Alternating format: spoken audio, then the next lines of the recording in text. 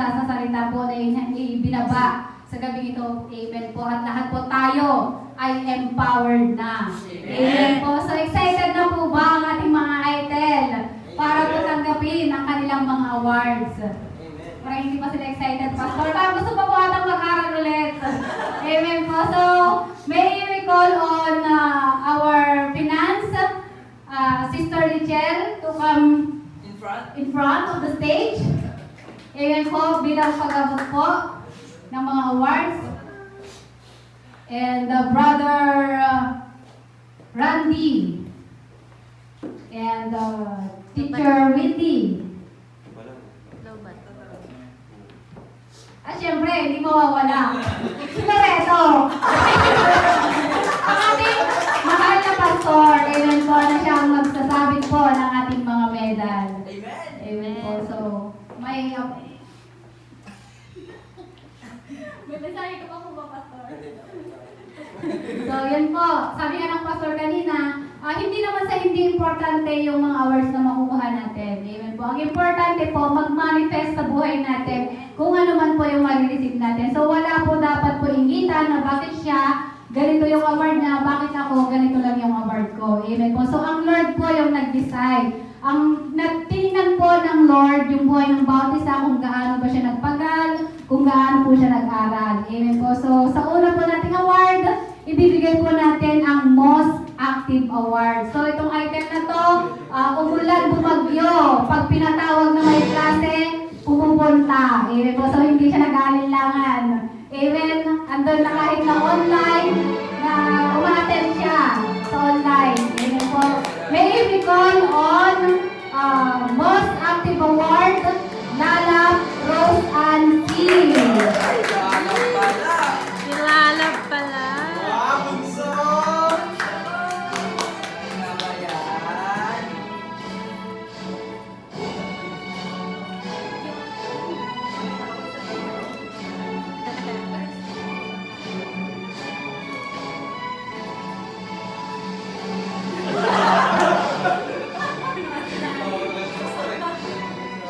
Hindi to. Picture. Picture po. Next award, Boss Cooperative Award. Itong award na ito, ibibigay po natin sa item kung saan siya po kinailangan yung tulong niya. Sinabihan na ganito ang gawin mo, amen po, nakikipag-cooperate po siya. Amen po. So, Most Cooperative Award goes to Memita Jonathan R. Wow! Brother, ako lang.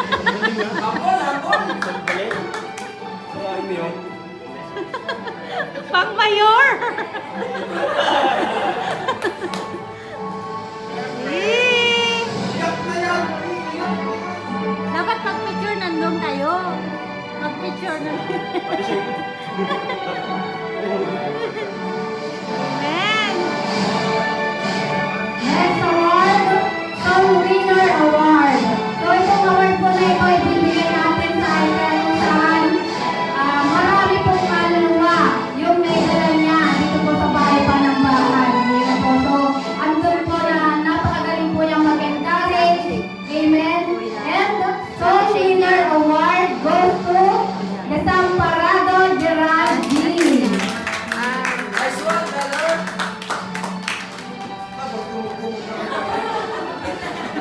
Pang congressman. Amen.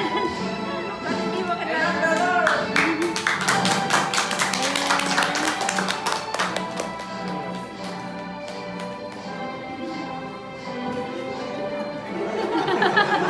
Babalik na yata. Next, Leadership Award. So, yung award po na ito, nakita po natin sa ITEL, yung pagiging leader niya sa kapwa niya ITEL. So, siya yung nangunguna kapag po may mga activities. So, tinatawagan po natin for the Leadership Award goes to Onhian Shane Crisel Cincy. Chinese pala to eh. Ano siya? Pang-president ng Taiwan. Akala ko ano eh,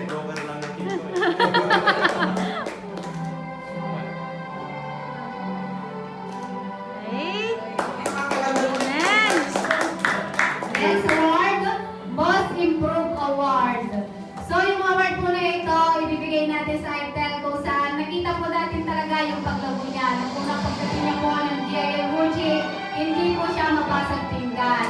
Pero ngayon siya na po ang nagbabasag ng pinggan. Amen po. Most improved award goes to sino po? Jonathan! Wow! Bulag ka ba, brother? Parang literal na. Kakagulat pa, brother, pang ano pang mayor yung Parang hindi ano, ka makapaniwala. pang mayor yung ano Kaya nawawala pala yung mga pinggit sa loob eh. Amen! Next award, Best in Life Testimony Award. So, yung title po na ito, kapag po siya ay nag-share ng kanyang testimony, talagang napapayak niya po yung mga nakikinig. Ngayon po, at malaki po yung na-impart niya sa mga tagapakinig. So, Best in Life Testimony Award goes to Lalap Rose Honesty. Iyakin din. Ano, since 2016? Yung naparating niya yung 5,000. Iyak na naman yan. May smile na!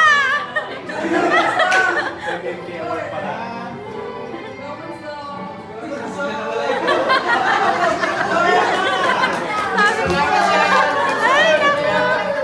Pinaiyak. Next year ulit. Basta pagkakit na. Tama. Next award, Most Promising Preacher. So, kinuha po natin yung award na ito based po sa nangyaring deliberation ng ITED. Ayan po. So, kami po ay nagkaroon ng grading and ang Most Promising Preacher goes to Desamparado Gerardi. Wow! Ang pastor! Pastor! Pastor!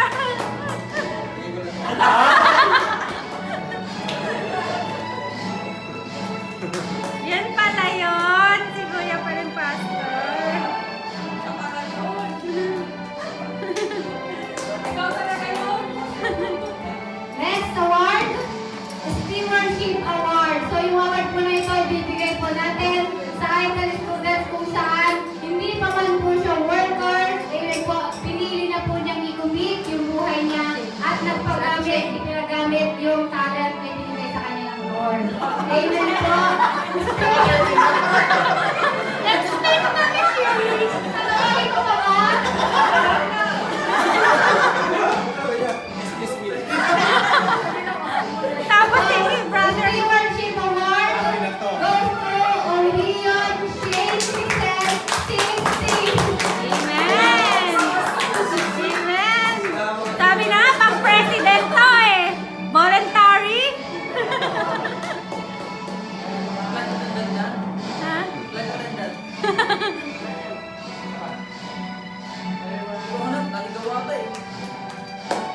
Victory!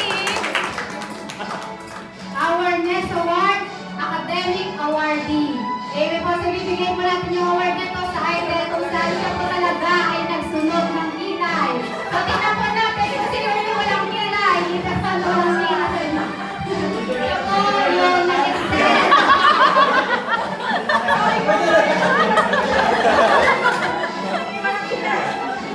Siya po yung nag-excel sa quiz na nangyari. Ngayon po, sino po nakakuha ng pinakamataas na score. Our academic awardee goes to Desamparado Sabi na nga ba eh. Pang-pastor talaga to eh.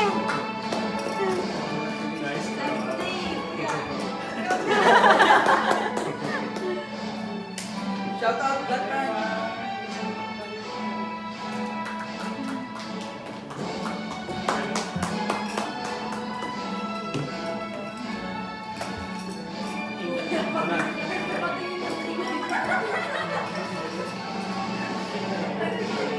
Ay!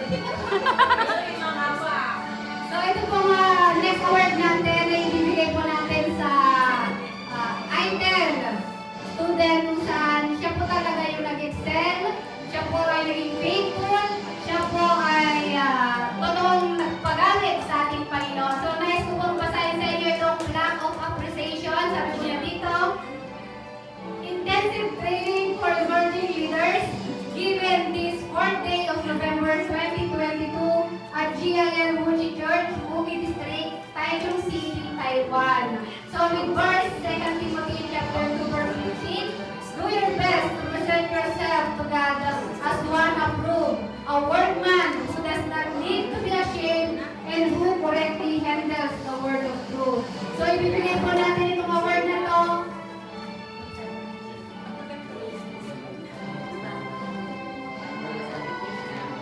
So ibibigay po natin itong award na to sa ating valedictorian. So sino po kaya ang ating valedictorian? Yanis! Brother Rock! Tumayo na nga si Kuya, oh! Sino po kaya ang ating ITEL Batch 4 ang nag-excel? Ating valedictorian. Nanginginig na si Brother John! Sino po ba tayo? So, our valedictorian for GIL Wuchi ITEL Batch 4, may we call on Sister Onghion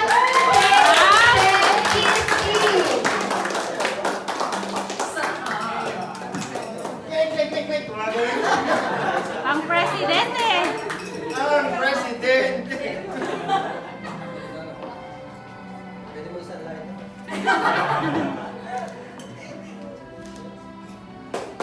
Amen! Glory to God. Victory! Stronger! Puso! Naiingit na siya! Oh. Sige na, sumama ka na! Pwede po ba natin nanyayahan yung lahat po ng ITEL Batch 4 para po sa picture taking? Title?